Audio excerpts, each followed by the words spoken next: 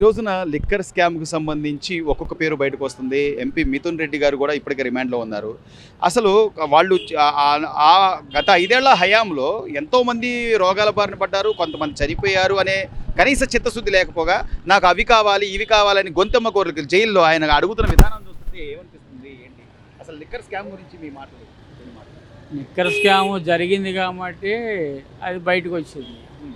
జరగకపోతే బయటికి రాదుగా. అంతేగా? చేశారు కాబట్టి బయటకు వచ్చారు, ఒప్పుకున్నారు జరిగిన విషయాలు.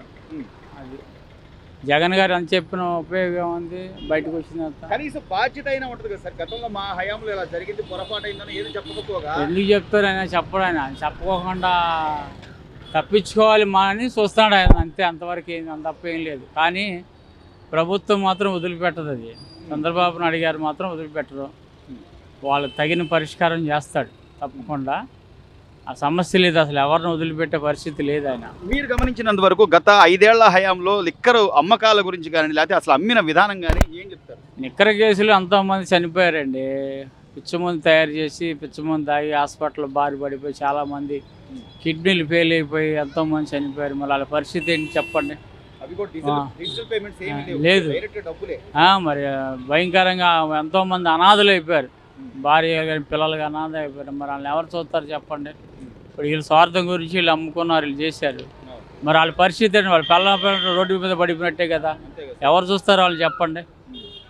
మరి అది దాన్ని పట్టించుకోకపోతే ఇప్పుడు వీళ్ళు ఈ ప్రభుత్వాన్ని పట్టించుకొని చేద్దామని ప్రయత్నం చేస్తారు చాలా వరకు. వాళ్ళ కుటుంబాలకి, భర్తలు బాగొట్టుకున్న కుటుంబాలకు ఏదో ఒక న్యాయం చేద్దామని బాబు గారు చూస్తున్నారు. అది ఇంత జరుగుతున్నా కూడా జగన్మోహన్ రెడ్డి గారిలో కనీసం పశ్చాత్తాపం లేకపోగా 3 ఏళ్ళు ఆగండి, మళ్ళీ నేను వస్తాను, సప్త సముద్రాలు అవన్నీ ఉత్తమ మాటలండి. అలా చెప్పుకుంటా ఉంటారు అంతే. అదంతా ఉత్తమ మాటలు. ఆయన వచ్చేది లేదు, పెట్టేది లేదు. ఎంత దేశాన్ని, రాష్ట్రాన్ని ఎంత ఇదిగా అద్దానంలో ముంచేసి మళ్ళీ ఆయన అక్కడ ఎట్లా వస్తాడు? అసలు ఏ రకంగా వస్తాడు? నమ్మే పరిస్థితి లేదు. కనపడుతుంది కదా, కళ్ళకు కట్టినట్టు కనపడుతుంది. ఆయన చేసినవన్నీ కనపడుతుంది కదా. ఒక రోడ్డు వేసింది లేదు, ఒక డెవలప్మెంట్ లేదు, ఏం లేదు.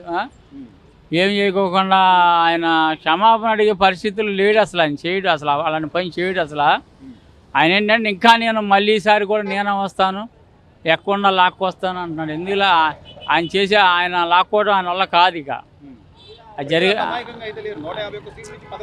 ఇప్పుడు 11 సీట్ల వరకు తీసుకొచ్చారంటే జగన్ గారు అది అర్థం చేసుకోలేక ఏంటి, అర్థం చేసుకోకుండా నేను మళ్ళీ ఈసారి వచ్చే ప్రభుత్వం మాది, 3 ఏళ్ళు ఇంకా ఉంటే నువ్వు 3 ఏళ్ళు ఉంటావు, తర్వాత మేము వస్తాం, మీరు పైన ఉన్నారు, మేము కింద ఉన్నాము, మళ్ళీ మేము పైకి వస్తాం, మీరు కిందకు వస్తారు, ఎక్కకుండా వదలం, మేము తీసుకొచ్చి లాక్కొస్తాము, మా వాళ్ళు మాత్రం వదిలిపెట్టరు అని అన్నీ చెప్తున్నాడు. అంతవరకే ఏంటి, ఆయన అనుకున్నవన్నీ ఏం జరగవై, జరిగే పరిస్థితి కాదు. ఎందుకంటే చంద్రబాబు నాయుడు గారు ఎక్కిన తర్వాత చాలా డెవలప్మెంట్. ఆయన ఆ వయసులో కూడా అంత కష్టపడుతున్నాడంటే చాలా గ్రేట్. ఆయన సింగపూర్ పెట్టుబడుల కోసం అలాగే పరిశ్రమల కోసం వెళ్ళినటువంటి రాష్ట్ర ప్రభుత్వాన్ని ఉద్దేశించి గతంలో ఐటీ శాఖ మంత్రిగా ఉన్నటువంటి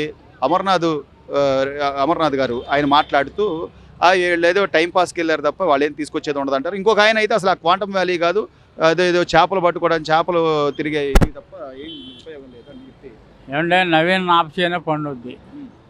ఆయన సింగపూర్కి ఎందుకు వెళ్ళాడు వీళ్ళకి తెలిస్తే ఎందుకు మాట్లాడతాడు? జగన్ గారు లాగా ఇంట్లో ఏం కూర్చోలే ఆయన. చంద్రబాబు నాయుడు గారు జగన్ గారు లాగా ఇంట్లో ఏం కూర్చోాలా, పరదాల సాటిన తిరగలా. ఆయన డేరుగా తిరుగుతున్నాడు, బయట రోడ్ల మీద తిరుగుతున్నాడు, ఎక్కడ పడితే అక్కడికి వెళ్తున్నాడు. ఆ వయసులో కూడా ఆయన ఆంధ్రప్రదేశ్ని బాగు చేయాలి, డెవలప్మెంట్ చేయాలి, నిరుద్యోగులు ఎక్కువైపోయారు, ఉద్యోగాలు లేవు అని ఆయన ఎంతో కష్టపడుతున్నారు. ఆయన చూసి ఎంతోమంది కూడా కుళ్ళుకొని ఇలా ఏలం చేసేలాగా అయిపోయారు, చేపలు పట్టుకుంటూ. ఆయన అసలు అది కరెక్ట్ కాదు అసలు ఆయన మాటల. గతంలో గుడివాడ అమర్నాథ్ గారు ఐటీ శాఖ మంత్రిగా ఉండి గుడ్డు పెట్టాలి కదా, పొదగాలి కదా, పెట్టవాలి కదా, ఇన్ని చెప్పిన వ్యక్తి ఆయన ఈరోజు విమర్శిస్తున్నాడే. గత 5 ఏళ్లలో మనం ఏం చేసామనేది ఆలోచించుకునే వాళ్ళు అలా మాట్లాడేటప్పుడు ఈ 5 సంవత్సరాల్లో మనం ఏం చేయగలిగాం, రాష్ట్రానికి ఏం చేసాం, ఏం డెవలప్మెంట్ చేసాం ఒకసారి మళ్ళీ వెనకతూరు చూసుకుంటే వాళ్ళ నోటి అంశం అలాంటి మాటలు రావు అసలు. ఎందుకంటే వాళ్ళకి అలా కామన్ అయిపోయింది, అలా చెప్పుకోవడం తప్ప కామన్ అయిపోయింది. అంత వల్ల చేసేది ఏమి లేదు. వాళ్ళు మళ్ళీ వచ్చే ప్రసక్తి లేదు. వాళ్ళు వైసీపీ మాత్రం మళ్ళీ వచ్చే ప్రసక్తి మాత్రం లేదు. ఈసారి కూడా బాబు గారు వస్తాడు. ఎందుకంటే ఆల్రెడీ డెవలప్మెంట్ చేస్తున్నారు, అమరావతి డెవలప్మెంట్ చేస్తున్నాడు మోడీ గారి ప్రభుత్వం. పవన్ కళ్యాణ్ గారు, చంద్రబాబు గారు వీళ్ళందరూ కూడా చాలా కృషి చేసి కష్టపడుతున్నారు. విజయవాడ డెవలప్మెంట్ చేయాలి, ఆంధ్రప్రదేశ్ డెవలప్మెంట్ చేయాలి, నిరుద్యోగులు ఉద్యోగాలు ఇవ్వాలి, మహిళలకు మళ్ళీ రేపు మా బస్సులు ఫ్రీ బస్సులు వదులుతున్నారు. ఎన్ని డెవలప్మెంట్ చేశారండి. ప్రతి గ్రామానికి సిమెంట్ రోడ్లు వేసారండి. ప్రతి గ్రామానికి, చిన్న గ్రామాలకు కూడా సిమెంట్ రోడ్లు, సీసీ రోడ్లు వేసారు, డ్రైనేజీలు లాగారు. అంత డెవలప్మెంట్ చేస్తుంటే 5 ఏళ్ల మట్టి జగన్మోహన్ రెడ్డి గారు ఏం చేశారండి? అసలు మనుషులకు కనపడ్డాడు ఎవరికన్నా? ఎంతోమంది పిల్లలండి ఇంజనీరింగ్లు చదివి లేకపోతే ఎంసీఏలు చేసి డిగ్రీలు పుచ్చుకొని మనం ఇక్కడ ఏదైనా ఉద్యోగాల అవకాశాలు ఉంటాయని చెప్పి ఎంతోమంది ఆలోచించినా కూడా ఎక్కడ పరిశ్రమలు గత 5 ఏళ్లలో అసలు ఎక్కడ జరగల. కనీసం తల్లిదండ్రులు కూడా వేరే వేరే రాష్ట్రాలు పంపించాలంటే వాళ్ళు ఎంత ఇబ్బందులు పడ్డారు. ఈరోజు పెట్టుబడుల కోసం సింగపూర్ వెళ్తే దాన్ని కూడా అవమానించే రీతిలో మాట్లాడడానికి ఎలా? ఆయన సింగపూర్ వెళ్ళింది పెట్టుబడుల కోసం వెళ్ళాడండి. పెట్టుబడులు తీసుకురావడం కానీ కోరికలు ఆడుతున్నాడు. పరిశ్రమల కొరకు ఉద్యోగాలు వస్తాయి నిరుద్యోగులకి అనేసి ఆయన ఎంతో కష్టపడుతున్నాడు, కృషి చేస్తున్నాడు. వీళ్ళకి తెలియదండి, వీళ్ళకి పట్టాల సాగుని తిరిగే వాళ్ళకి వాళ్ళకేం తెలుసు చెప్పండి? అంత పెద్ద ఆయన ఆ వయసులో అన్ని దేశాలు తిరుగుతున్నాడంటే చాలా గ్రేట్. అసలు ఈ వయసులో కుర్రోళ్ళే తిరగలేకపోతున్నారు. అంత పెద్ద ఆయన తిరిగి ఆ పెట్టుబడులు తీసుకొస్తాక అంత పోరుకులు ఆడుతున్నా ఆయన చూసి మెచ్చుకోవాలి అసలు అని అడిగితే.